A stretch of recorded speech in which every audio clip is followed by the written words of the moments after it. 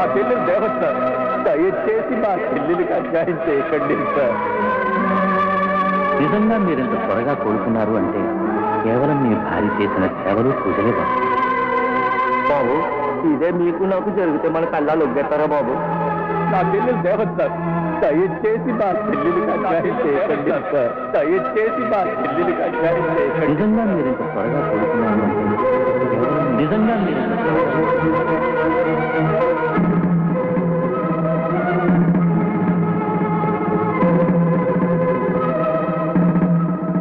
Daddy నాకు రాదు కావాలి.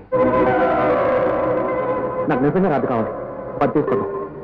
తీసుకొచ్చి మరో 6 నెలల అగ్రిమెంట్ తిరిగి రాస్తావా? ఒకవేళ రాదు ఒప్పుకోకపోతే మరో సంబంధం చూస్తాను. ఎందుకున్నా మన ఆఫీసులో లేదా టైపిస్టు అమ్మాయికి ఇంకా పెళ్లి కాలేదు, కావలిస్తే మాట్లాడతాను. పెళ్లి వదిలేసినా కూడా రాధ బాధపడదు. డాడీ ఈసారి అగ్రిమెంట్ నెలకే రాసుకో బాబు, ఎందుకంటే నెలకు అమ్మాయిని. ఓకే? ఎందుకు బాబు చచ్చిన పావుని ఇంకా చంపుతారు? ఎవరా చచ్చింది? ఎవరు చచ్చింది? వీడి చేత తాళి కట్టించుకున్న పాపానికి అడ్డమైన సేవలు చేసి వీడికి ఆయుష్ పోసి ఆ రాధ చచ్చిపోయిందిరా. నా జీవితాన్ని నాశనం చేస్తారా మామగారు అన్నట్టు ఆ అమ్మాయి ఆ రోజు చూసిన చూపుకి అక్కడే ఆ క్షణమే విశ్వనాథ్ కూడా చచ్చిపోయాడు. వీడు మాత్రం మన ఆయుష్ని పోసుకుని హ్యాపీగా ఫారెన్ కంట్రీకి ఎగిరిపోతాడ. Okay mister Vijay, enjoy yourself at the cost of a poor girl's life. Enjoy yourself, we appreciate it. లేదు నాన్న, నేను నిజంగా మారిపోయాను. నేను ఫారెన్ వెళ్ళటం లేదు. ఇదిగో పాస్పోర్ట్. నీ మీద వచ్చేసి చెప్తున్నాను, నేను నిజంగా మారిపోయాను. ప్లీజ్ డాడీ, రాజుని తీసుకొద్దాం ప్లీజ్. వద్దనుకున్నది నువ్వు, ఇప్పుడు కావాలనుకుంటున్నది నువ్వు. విజయ్, నీలో నిజంగా మార్పంటూ వచ్చి ఉంటే నువ్వు వెళ్ళి రాజుని ఇంటికి తీసుకురానా? అప్పుడు నువ్వు తండ్రా నువ్వు మారావు. ఓకే. హలో, నమస్కారం అయ్యా. అదేంట్రా సీరియస్గా ఉన్నావు? మా ఫ్రెండ్ ఏమన్నా అన్నాడా? ఏంటనేది పెళ్ళాన్ని వదిలేకుండా నీ ఫ్రెండ్ పురుగులు పడి చేస్తాడు. నీ అబ్బా కొడతారేంటండి? కొట్టాలా చంపాలా? నేనేమన్నాను రా? అలా అన్నారు. నువ్వేమన్నావురా? నమస్కారం అయ్యా అన్నాను. నీ ఫ్రెండ్ పురుగులు పడిపోతాడన్నారండి. నేనేమన్నాను రా? అల్లు అన్నారు. నువ్వేమన్నావురా? నమస్కారం అయ్యా అన్నాను. నేనేమన్నాను రా? ఎందుకు రా అంత సీరియస్ గా ఉన్నావు అన్నారు. దానికి నువ్వేమన్నావురా? నీ ఫ్రెండ్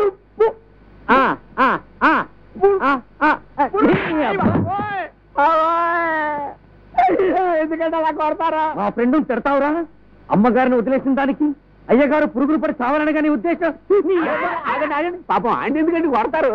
రేపేమో చిన్నబాబు గారు అమ్మగారిని మళ్ళీ తీసుకొస్తారంట. నిజమయ్యా? మరి అందుకు కొట్టారా నన్ను? మరి ఆ విషయం ముందే చెప్పొచ్చుగా. నాకు రాత్రి కథ కళ్ళు కనపడద్దు, పగలే కనపడటం లేదేమిటి? నువ్వేమి నా జీవితాన్ని బాగు చేయక్కర్లేదు. అదేం చక్క నీ కూతురికి టెక్ట. ఆడెవడో పెళ్లి గిల్లి చేసుకుని ఆ పైన గిల్లీలా ఊసేసిన మానవత్వంతో నేను మళ్ళీ చేసుకుంటానని తుళ్ళి పడుతుంటే హ్యాపీగా పళ్ళి గిలించాల్సింది పోయి కోపంతో కళ్ళి కలిస్తుంది. పిచ్చెక్కింది నీకురా. సగం చచ్చి బతుకుతున్న నా కూతురు మీద సానుభూతి లేకపోగా మాటి మాటికి వచ్చి నన్ను వేధించుకుంటున్నావు. అదేం చక్క, నేనేమన్నా తిట్టానా, కొట్టానా, గిల్లానా, గిచ్చానా? నోరు ముసుకుని బయటకు వెళ్తావా? చెప్పుతో పట్టుకుంటావా?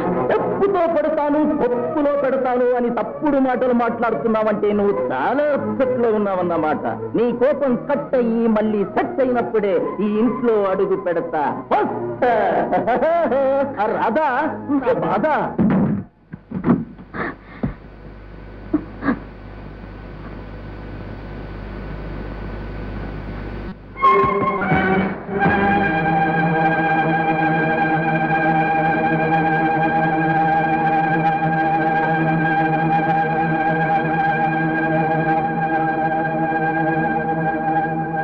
క్షమించు బాబు, మా జయరాం అనుకున్నది చెప్పు తీసింది.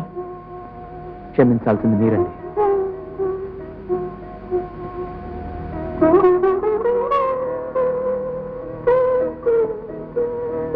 రాధా, అది వెళ్దాం. ఎక్కడికి? మన ఇంటికి.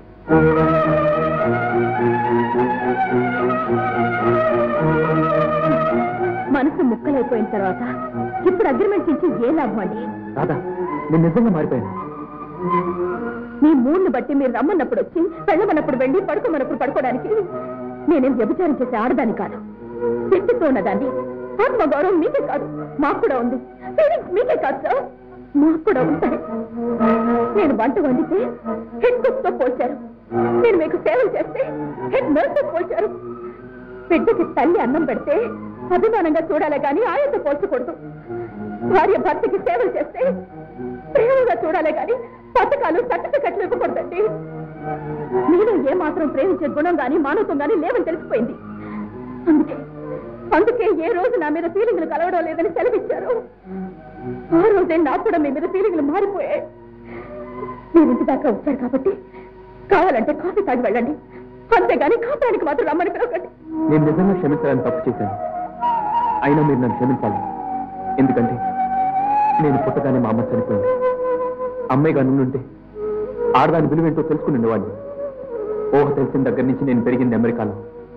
అందుకే ఆడద పుట్టింది మగాడి టైం పాస్ కోసం అనుకున్నానే కానీ మగాడి బాగు కోసం అని తెలుసుకోలేకపోయాను. ఈ రోజు నేను తెలుసుకున్నానని చెప్పినాను, నన్ను అర్థం చేసుకోలేకపోతున్నావు. అయినా నేను డిస్పాయింట్ కాను. నువ్వు నన్ను ప్రేమించేలా, నా ప్రేమను అర్థం చేసుకునేలా చేస్తాను.